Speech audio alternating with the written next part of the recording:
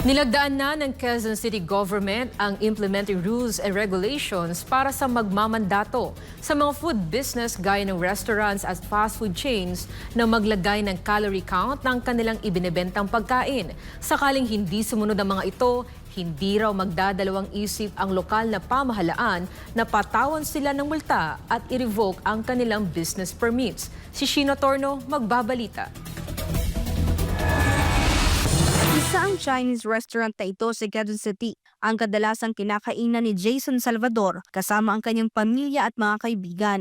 Bukod kasi sa ganda ng establishmento ay masarap din ang mga pagkain ibinebenta rito. Health conscious naman daw siya, ngunit sadyang nakakatakam daw ang mga pagkain nasa menu gaya ng roasted Peking duck, pork asado, dim sum, polong-fried tofu at iba pa. Sabi ng Quezon City Health Department, nasa halos 20% na mga bata at 43% naman na mga matatanda sa lungsod ang natuklasang may sobrang timbang o obese. Isa rin daw sa bawat 5 matatanda ang nagkakasakit ng high blood, diabetes at sakit sa puso.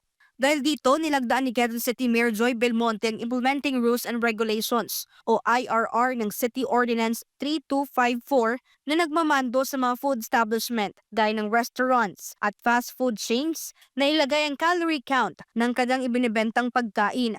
Layo nito na hikayatin ng mga residente sa lungsod na piliin ang healthy lifestyle at para makaiwas sa mga non-communicable disease. Dapat bagayan ng mga restaurant, yung kanilang mga menu. Kasi kailangan maging bahagi sila sa solusyon ng problema. So kung yung problema, marami nang namamatay o nagkakasakit dahil sa mga sakit na may kinalaman sa maling diet, no, or nutritional intake, syempre problema yan sa lungsod at mandato namin yan na tugunan. No? Restaurants now must practice resiliency and adjust their menu para maging akma din naman sa mga pangailangan ng ating mga mamamayan na mas mababa ang kanilang mga or mas healthy ang kanilang kinakain.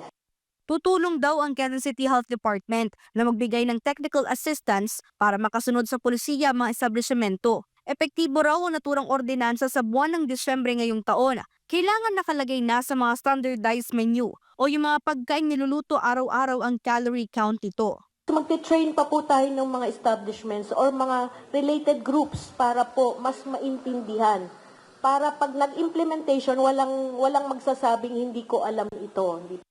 It's about time na magkaroon tayo ng ganito ordinansa kasi para maging conscious tayo kung ano yung kinakain natin.